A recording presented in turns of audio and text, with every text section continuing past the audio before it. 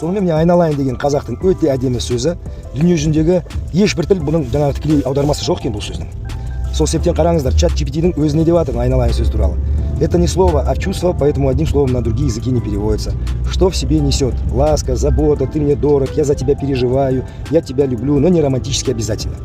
Ближайшие аналоги не прямые. Орша.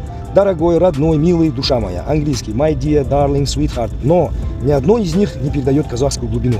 Айналайын – это почти благословение. Көрдіңіздер ма? Қазағым бата дейді айналайын әнеке. Батаға тенең атыр. Drop a like, hit like, subscribe, share with your friends and leave a comment, guys. Ой пікіріңізді жазып кетіңіздер. Біздің ана тіліміздің қандай қазақ тілі, менің тілім әдемі дейді.